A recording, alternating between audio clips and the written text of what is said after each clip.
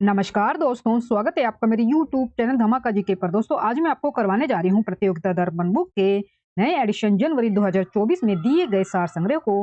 दोस्तों सार संग्रह में विभिन्न विषयों से प्रश्न दिए जाते हैं जो कि आपकी आने वाली परीक्षाओं के लिए बहुत ही महत्वपूर्ण होते हैं। इनमें से प्रश्न आपके आने वाली परीक्षाओं में पूछ लिए जाते हैं, इसलिए आप इन प्रश्नों की वीडियो को पूरा जरूर देखें।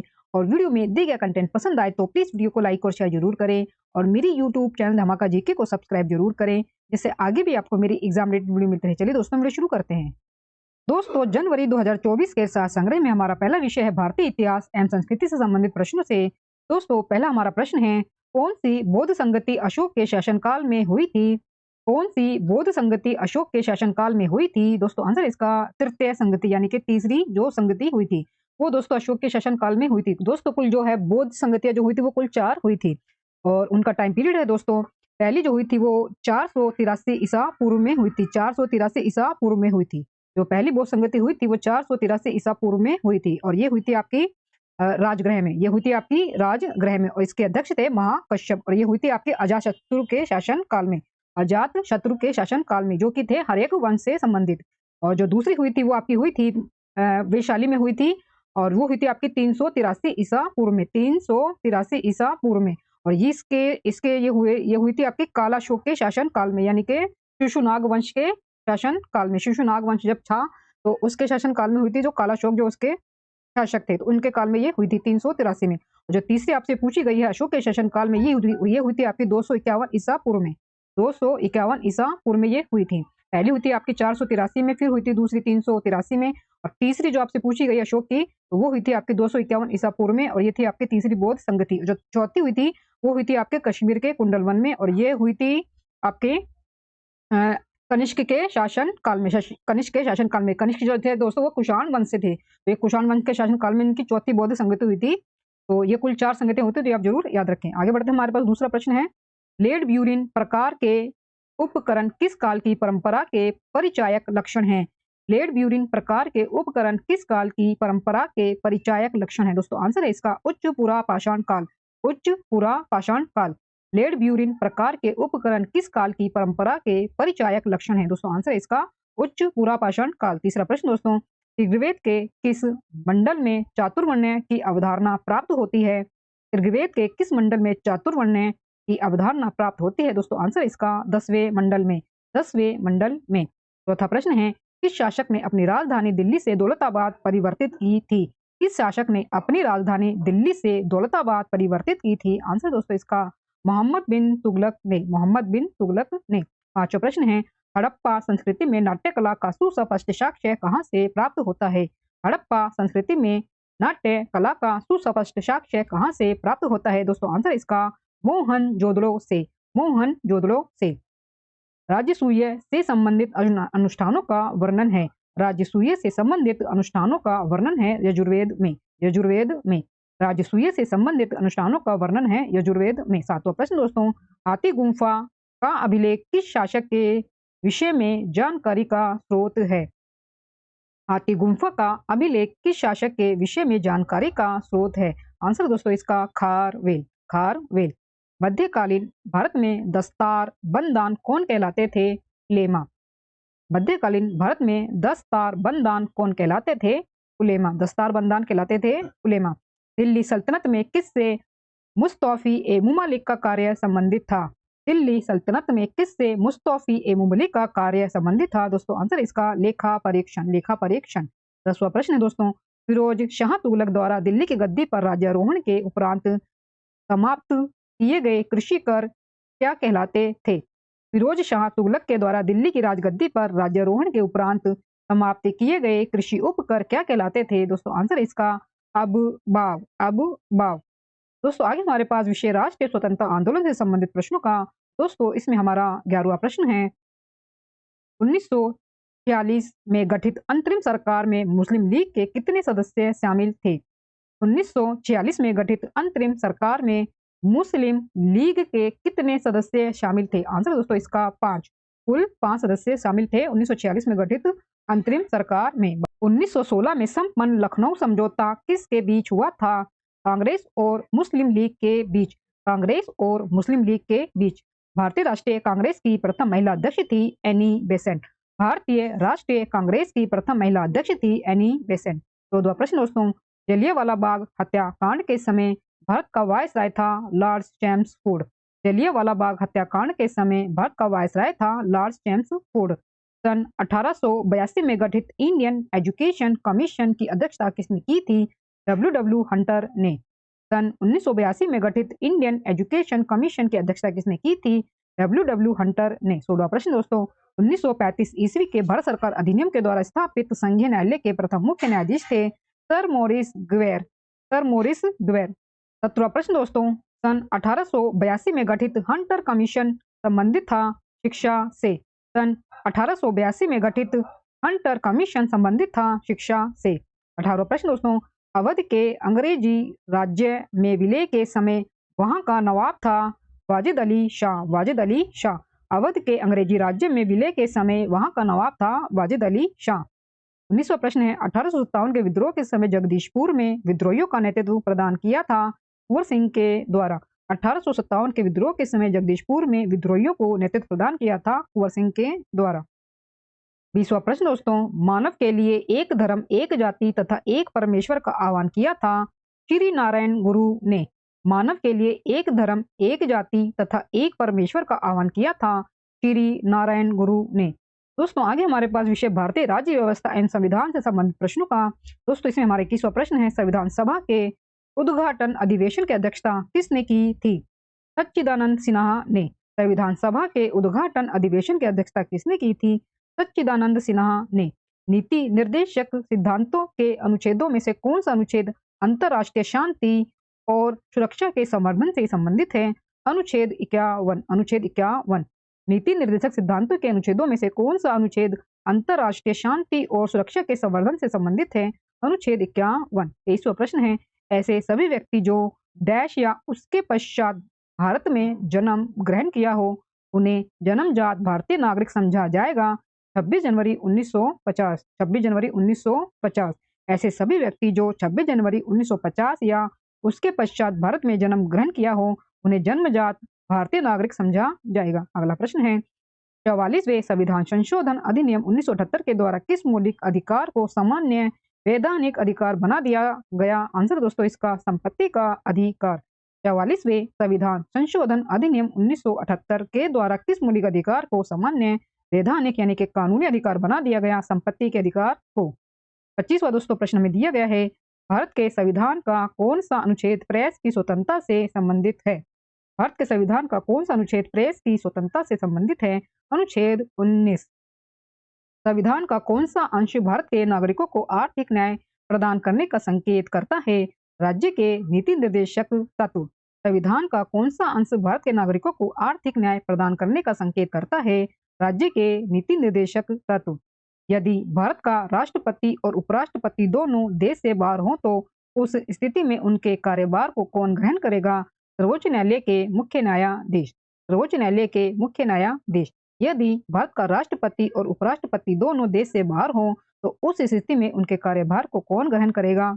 वो करेंगे दोस्तों सर्वोच्च न्यायालय के मुख्य न्यायाधीश।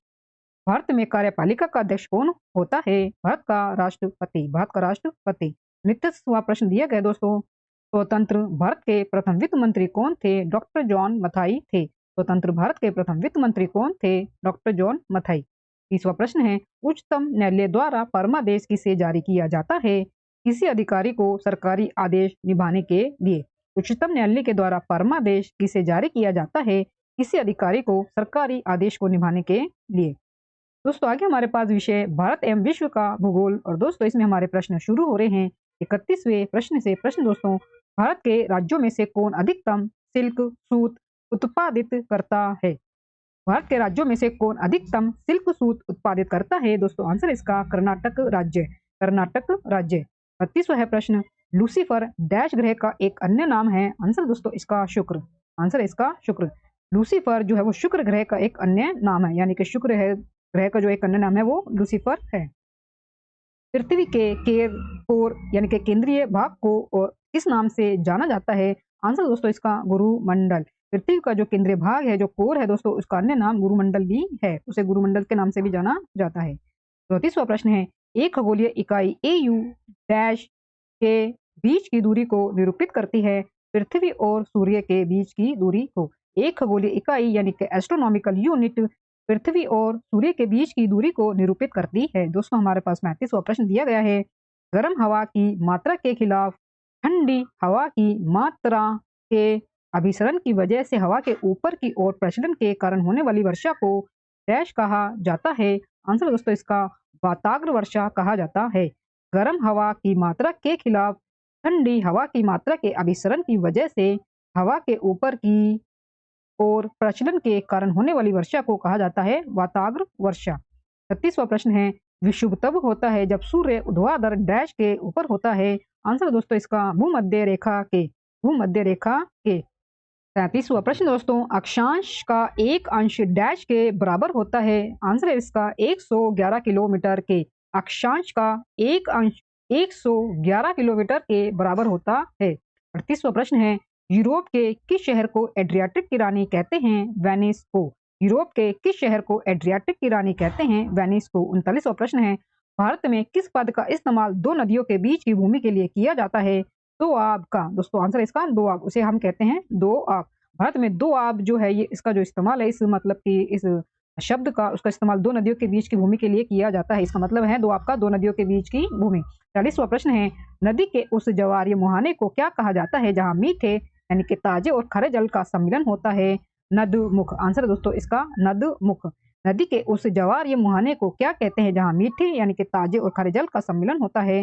आंसर इसका नदमुख। नदमुख। दोस्तों आगे हमारे पास विषय राष्ट्रीय स्वतंत्रता आंदोलन से संबंधित प्रश्नों का। और दोस्तों इसमें हमारे प्रश्न शुरू हो रहे हैं 41वें प्रश्न से। दोस्तों प्रश्न दिया गया है। वाणिज्यिक दृष्टि से लाभप्रद वृक्षों की एक पादप यानी कि मोनोकल्चर कृषि डैश की अनुपम प्राकृतिक छटा को नष्ट कर रही है? इमारती लकड़ी का विचार, शून्य दोहन, ताड़ रोपण के लिए विशाल भूखंडों का निर्वनीकरण, मैंग्रोव का विनाश, आदिवासियों द्वारा लकड़ी की अवैध कटाई और अनाधिकार आखेट समस्या को अधिक ही जटिल बनाते हैं। अलवण जल कोटिकाएं त्वरित गति से सूख रही हैं क्योंकि निवर्णीकरण और मैंग्रोव का विनाश हो रहा है। इस उदाहरण में निर्देशित स्थान है। इस उदाहरण में निर्देशित स्थान है दोस्तों। आंसर इसका सुंदरवन। आंसर दोस्तों इसका सुंदरवन। आंसर होगा दोस्तों इसका सुंदरवन। वाणिज्यिक दृष्टि से लाभप्रद वृक्षों की एक पादप कृषि डैश की यानी कि सुंदरवन की अनुपम प्राकृतिक छटा को नष्ट कर रही हैं। इमारती लकड़ी का विचार, शून्य दोहन, ताड़ रोपण के लिए विशाल भूखंडों का निर्वनीकरण, मैंग्रोव का विनाश, आदिवासियों द्वारा लकड़ी की अवैध कटाई और अनाधिकार आखेट समस्या को अधिक ही जटिल बनाते हैं। अलवण जल कोटिकाएं त्वरित गति से सूख रही हैं क्योंकि निवर्णीकरण और मैंग्रोव का विनाश हो रहा है। इस उदाहरण में दोस्तों वर्णन किया गया है। ये स्थान है सुंदरवन का। अगला प्रश्न दोस्तों, दुधवा राष्ट्रीय उद्यान उत्तर प्रदेश के किस जिले में स्थित है? लखीमपुर खीरी के। दुधवा राष्ट्रीय उद्यान स्थित है उत्तर प्रदेश के लखीमपुर खीरी में। बाघों का प्रमुख रिजर्व सरिस्का किस राज्य में अवस्थित है? बाघों का प्रमुख रिजर्व सरिस्का किस राज्य में अवस्थित है? राजस्थान के अलवर जिले में। शुक्ला फांटा वन्यजीव अभयारण्य स्थित है नेपाल में। नेशनल पार्कों में से किस एक की जलवायु उष्णकटिबंधीय से उपोष्ण, शीतोष्ण और आर्कटिक तक परिवर्तित होती है? नामदफा नेशनल पार्क की। नामदफा नेशनल पार्क की। जीव मंडल आरक्षित परिरक्षण क्षेत्र है अनुवांशिक विभिन्नता के। जीव मंडल आरक्षित परिरक्षण क्षेत्र है अनुवांशिक विभिन्नता के। दोस्तों वीडियो में दिया गया कंटेंट पसंद आ रहा हो तो प्लीज वीडियो को लाइक और शेयर जरूर करें और मेरे यूट्यूब चैनल धमाका जीके को सब्सक्राइब जरूर करें जिससे आगे भी आपको मेरी एग्जाम रिलेटेड वीडियो मिलती रहे। दोस्तों हम आगे बढ़ते हैं। हमें प्रश्न दिया गया है 47वां प्रश्न। भारत के जैव भंडारों में से कौन गारो पहाड़ियों में फैला हुआ है? नोक रेक। भारत के जैव भंडारों में से कौन गारो पहाड़ियों में फैला हुआ है? नोक रेक। विलुप्त होने वाली प्रजातियों की सूचीबद्धता होती है रेड डाटा बुक में। किसी प्रजाति को विलुप्त माना जा सकता है जब वह अपने प्राकृतिक आवास में देखी नहीं गई है 50 वर्ष से। 50 वर्ष से। डुगोंग नामक समुद्री जीव जो कि विलोपन की कगार पर है क्या है? स्तनधारी मैमल। स्तनधारी मैमल। दोस्तों डुगोंग को समुद्री गाय भी कहा जाता है। इसे समुद्री गाय के नाम से भी बुलाया जाता है डुगोंग। डुगोंग नामक समुद्री जीव जो कि विलोपन की कगार पर है क्या है आपके? ये स्तनधारी एक मैमल। दोस्तों आगे हमारे पास विषय है भारतीय अर्थव्यवस्था। तो दोस्तों हमारे इसमें प्रश्न शुरू हो रहे 51वें प्रश्न से। भारतीय रिजर्व बैंक ने अपने लेखा वर्ष में किस प्रकार बदलाव किया है? जुलाई जून से बदलकर अप्रैल मार्च करना। जुलाई जून से बदलकर अप्रैल मार्च करना।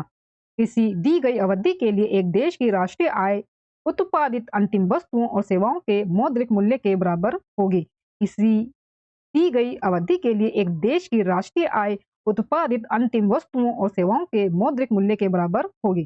दोस्तों आगे हमारे पास है 53वां प्रश्न।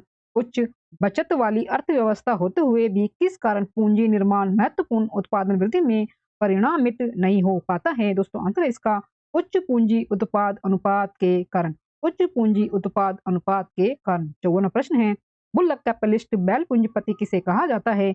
उन किसानों को जिनके पास कुछ साधन तो हैं पर धनाढ्य नहीं है। गुल्लक कैपिटलिस्ट यानी कि बैल पूंजीपति किसे कहा जाता है?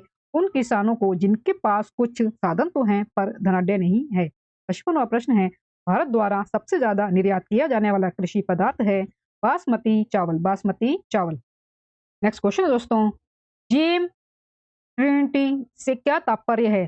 जीएम यानी कि ट्रिनिटी से क्या तात्पर्य है? दोस्तों आंसर इसका जन धन योजना आधार मोबाइल नंबर।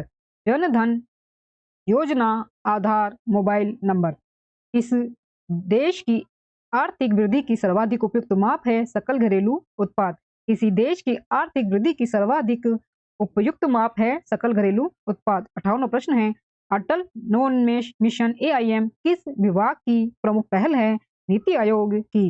भारत में थोक मूल्य सूचकांक के आंकड़े कौन सा संस्थापन कार्यालय जारी करता है? वाणिज्य एवं उद्योग मंत्रालय। वाणिज्य एवं उद्योग मंत्रालय। साख पत्र दिया जाता है एक निर्यातकर्ता द्वारा। एक निर्यातकर्ता के द्वारा साख पत्र दिया जाता है एक निर्यातकर्ता के द्वारा।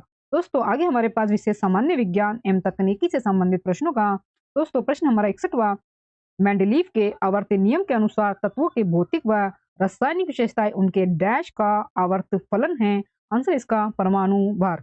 मेंडलीव के आवर्त नियम के अनुसार तत्वों के भौतिक व रासायनिक विशेषताएं उनके परमाणु भार का आवर्त फलन है। कार के इंजन में नॉकिंग से बचने के लिए क्या प्रयोग में लाया जाता है? ब्यूटेन को। कार के इंजन में नॉकिंग से बचने के लिए क्या प्रयोग में लाया जाता है? ब्यूटेन को। ब्यूटेन को। नीला थोथा का रासायनिक नाम क्या है? Copper sulphate CuSO4। CuSO4। Octane संख्या किसकी गुणवत्ता का एक माप है? ईंधन की। ईंधन की। कौन सी धातु सामान्य तापमान पर द्रव अवस्था में पाई जाती है? पारा। आंसर दोस्तों इसका पारा। सोडियम वाष्प लैंप प्राय सड़क प्रकाश के लिए प्रयुक्त होते हैं क्योंकि इनका प्रकाश एक वर्णी है और पानी की बूंदों से गुजरने पर विभक्त नहीं होता है। सोडियम वाष्प लैंप प्राय सड़क प्रकाश के लिए प्रयुक्त होते हैं क्योंकि इनका प्रकाश एक वर्णी है और पानी की बूंदों से गुजरने पर यह विभक्त नहीं होता है। अगला प्रश्न है डीएनए और आरएनए के बीच समानता यह है कि दोनों न्यूक्लियोटाइड के बहुलक होते हैं। डीएनए और आरएनए के बीच जो समानता है वो है ये दोनों न्यूक्लियोटाइड के बहुलक होते हैं। दोनों ही न्यूक्लियोटाइड के बहुलक होते हैं डीएनए और आरएनए। यही इनमें समानता है। नेक्स्ट क्वेश्चन दोस्तों ऐसा जानवर जो समुद्र के तल में रहता है वह कहलाता है नितलस्थ। नितलस्थ। ऐसा जानवर जो समुद्र के तल में रहता है क्या कहलाता है? नितलस्थ। अगला प्रश्न है एथेनॉल के व्यावसायिक उत्पादन में कौन सा खमीर प्रयोग में लाया जाता है? सैक्रोमाइसिस सेरेवेसी। सैक्रोमाइसिस सेरेवेसी। 70वां प्रश्न है किसी ध्वनि स्रोत की आवृत्ति में होने वाले उतार चढ़ाव को कहते हैं डॉपलर प्रभाव। किसी ध्वनि स्रोत की आवृत्ति में होने वाले उतार चढ़ाव को कहते हैं डॉपलर प्रभाव। दोस्तों आगे हमारे पास विषय शिक्षा एवं बाल मनोविज्ञान से संबंधित प्रश्नों का दोस्तों प्रश्न है हमारा 71वां प्रश्न। इस नियम के अनुसार प्रतिभाशाली माता पिता की संतान निम्न कोटि की होती है प्रत्यागमन का नियम के अनुसार। इस नियम के अनुसार प्रतिभाशाली माता पिता की संतान निम्न कोटि की होती है प्रत्यागमन के नियम के अनुसार। 72वां प्रश्न है थॉर्नडाइक ने अधिगम के कितने गौण नियम बताए हैं? 5। आंसर दोस्तों इसका 5। अवस्था विशेष के आधार पर ही हमें किसी बालक युवा या वृद्ध कहना चाहिए यह कथन है फ्रॉबेल का। फ्रॉबेल का। अवस्था विशेष के आधार पर ही हमें किसी बालक युवा या वृद्ध कहना चाहिए यह कथन है फ्रॉबेल का। अगला प्रश्न है 74वां प्रश्न शिक्षक मनोविज्ञान के ज्ञान द्वारा बालकों की बुद्धि तथा रुचियों की जानकारी करके शिक्षा देता है प्रकृति को जानकर शिक्षा देता है और आर्थिक स्थिति तथा पारिवारिक स्थिति की जानकारी लेकर शिक्षा देता है। 75वां दोस्तों प्रश्न में दिया गया है समान आयु के बच्चों में भी आकृति योग्यता स्वभाव रुचि प्रवृत्ति और अन्य बातों में बहुत अंतर होता है। इस संदर्भ में विद्यालय की भूमिका है ये सुनिश्चित करना कि प्रत्येक बच्चे को अपनी क्षमताओं के अनुसार विकास के अवसर मिले। यह सुनिश्चित करना कि प्रत्येक बच्चे को अपनी क्षमताओं के अनुसार विकास के अवसर मिले। नेक्स्ट क्वेश्चन दोस्तों, इस मनोवैज्ञानिक ने बच्चों को ज्ञान के सक्रिय जिज्ञासु के रूप में देखते हुए उनके चिंतन पर सामाजिक एवं सांस्कृतिक विषय वस्तु के प्रभाव को महत्व दिया। आंसर इसका लेव वायोगोटस्की। इस मनोवैज्ञानिक ने प्रस्तावित किया कि बच्चों का चिंतन गुणात्मक रूप से वयस्कों की अपेक्षा अलग होता है। जीन पियाजे ने इस मनोवैज्ञानिक ने प्रस्तावित किया है कि बच्चों का चिंतन गुणात्मक रूप से वयस्कों की अपेक्षा अलग होता है। जीन पियाजे ने। 78वां दोस्तों प्रश्न है, लॉरेंस कोलबर्ग की नैतिक विकास के सिद्धांत के अनुसार व्यक्ति किस अवस्था में है जब वह यह विश्वास करता है कि वर्तमान सामाजिक प्रणाली को सक्रियता पूर्वक बनाए रखने से धनात्मक मानवीय संबंध और सामाजिक वर्ग सुरक्षित रहता है। आंसर इसका सामाजिक क्रम अवस्था में। कोहेलबर्ग के अनुसार किस प्रकार एक शिक्षक बच्चों में नैतिक मूल्य पैदा कर सकता है? नैतिक मुद्दों पर विचार विमर्श में उनको शामिल कर। 80वां प्रश्न है, बुद्धि लब्धि यानी कि IQ का प्रत्यय सर्वप्रथम किस मनोवैज्ञानिक के द्वारा प्रयुक्त किया गया था? दोस्तों आंसर इसका टॉरमैन। दोस्तों आगे हमारे पास विषय खेल कूद। दोस्तों इसमें हमारे प्रश्न शुरू हो रहे 91 प्रश्न से। पहला विंबलडन टेनिस टूर्नामेंट कब हुआ था? 1877 में। पहला विंबलडन टेनिस टूर्नामेंट कब हुआ था? 1877 में। US ओपन टेनिस टूर्नामेंट की शुरुआत किस वर्ष हुई थी? 1881 में। फ्रेंच ओपन की शुरुआत हुई थी 1891 में। फ्रेंच ओपन की शुरुआत हुई थी 1891 में। ऑस्ट्रेलियाई ओपन की शुरुआत कब हुई थी? 1905 में। फ्रेंच ओपन का अन्य नाम क्या है? Rowland Garros. क्ले कोर्ट तथा हार्ड कोर्ट शब्द किस खेल से संबंधित हैं? आंसर दोस्तों इसका लॉन टेनिस। क्ले कोर्ट तथा हार्ड कोर्ट शब्द किस खेल से संबंधित है? Lawn tennis. नेक्स्ट क्वेश्चन दोस्तों, US ओपन टेनिस टूर्नामेंट किस सतह यानी कोर्ट पर खेला जाता है? आंसर दोस्तों इसका हार्ड सतह पर। विंबलडन टेनिस टूर्नामेंट किस कोर्ट पर खेला जाता है? Gross. French open tennis tournament किस कोर्ट पर खेला जाता है? Clay. Australian open tennis tournament किस कोर्ट पर खेला जाता है? हार्ड। दोस्तों आगे हमारे पास विषय कृषि। और दोस्तों कृषि में हमारा प्रश्न शुरू हो रहे 101वें प्रश्न से। दोस्तों प्रश्न हमारे पास, उस कृषि को क्या कहा जाता है जिसमें कृषि और पशुपालन दोनों ही साथ साथ किए जाते हैं? आंसर दोस्तों इसका मिश्रित कृषि। उस कृषि को मिश्रित कृषि कहा जाता है जिसमें कृषि और पशुपालन दोनों ही साथ साथ किए जाते हैं। 102 प्रश्न है, गेहूं का काला टिक्का रोग किसके कारण होता है? फफूंदी के कारण।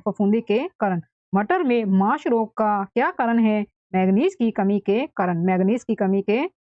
मटर में माश रोग का क्या कारण है? मैग्नीज की कमी के कारण। 104 प्रश्न दोस्तों में दिया गया है, दलहन फसलों में कौन सा रंग द्रव्य नाइट्रोजन स्थिरीकरण में सहायक होता है? Lag haemoglobin. दलहन फसलों में कौन सा रंग द्रव्य नाइट्रोजन स्थिरीकरण में सहायक होता है? Lag haemoglobin. 105 प्रश्न है, बोनी किस फसल की प्रजाति है? टमाटर की। धान का प्रसिद्ध खैरा रोग का क्या कारण है? जस्ते जिंक की कमी का। धान का प्रसिद्ध खैरा रोग का क्या कारण है? जस्ते जिंक की कमी का। रजत क्रांति किससे संबंधित है? अंडा उत्पादन से। रजत क्रांति किससे संबंधित है? अंडा उत्पादन से। भूरी क्रांति किससे संबंधित है? उर्वरक उत्पादन से। भारतीय कृषि अनुसंधान संस्थान की स्थापना कब हुई थी? 1905 में। भारतीय कृषि अनुसंधान संस्थान की स्थापना कब हुई थी? 1905 में। दोस्तों 110वां प्रश्न है, फार्मोलॉजी में अध्ययन करते हैं फलों का। दोस्तों आगे हमारे पास विषय कंप्यूटर ज्ञान। और दोस्तों कंप्यूटर ज्ञान में हमारे प्रश्न शुरू हो रहे हैं 111 प्रश्न से। MS वर्ड में फॉन्ट साइज बढ़ाने के लिए प्रयुक्त होने वाला शॉर्टकट है Ctrl+। MS वर्ड में फॉन्ट साइज बढ़ाने के लिए प्रयुक्त होने वाला शॉर्टकट है Ctrl+। 112 प्रश्न है, माइक्रोसॉफ्ट वर्ड फाइल में क्लिपबोर्ड की सामग्री को पेस्ट करने के लिए किस कीबोर्ड शॉर्टकट का प्रयोग किया जाता है? Ctrl+V का। साइबर लॉ में डॉज का पूरा रूप है यानी कि फुल फॉर्म क्या है? Denial of service. वह मेमोरी यूनिट जो CPU से सीधा संपर्क करता है ऑक्सिलरी मेमोरी। वह मेमोरी यूनिट जो CPU से सीधा संपर्क करता है कहलाता है ऑक्सिलरी मेमोरी। अप्रार्थनीय संदेश प्रणाली का दुरुपयोग करना कहलाता है स्पैम। अप्रार्थनीय संदेश प्रणाली का दुरुपयोग करना कहलाता है स्पैम। पहले से ऑन कंप्यूटर को रिस्टार्ट करने को क्या कहते हैं? Warm booting. Warm booting. Modulator demodulator का सामान्य नाम है मॉडेम। ओडीबीएस का पूरा नाम है ओपन डाटाबेस कनेक्टिविटी। ओडीबीएस का पूरा नाम है ओपन डाटाबेस कनेक्टिविटी। 119वां प्रश्न है टीएफटीपी का पूरा नाम है tribal file transfer protocol. Tribal file transfer protocol.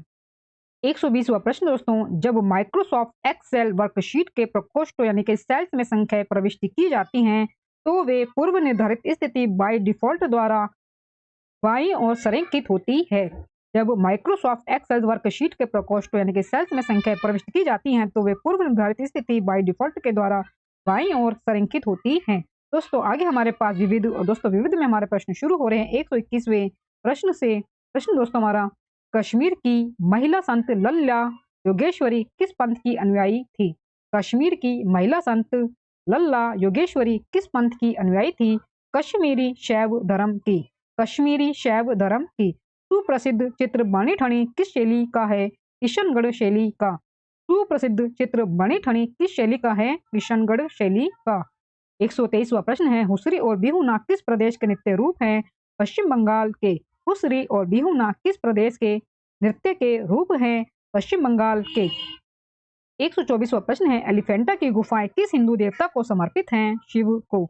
Elephanta की गुफाएं किस हिंदू देवता को समर्पित है? शिव को। शिव को। उस स्थान का नाम बताइए जहां गीतकार श्री त्यागराज के सम्मान में नियमित रूप से त्यागराज आराधना का त्योहार मनाया जाता है। तंजावुर। आंसर दोस्तों इसका तंजावुर। तंजावुर यहाँ पर जो है दोस्तों गीतकार श्री त्यागराज के सम्मान में नियमित रूप से त्यागराज आराधना त्योहार मनाया जाता है।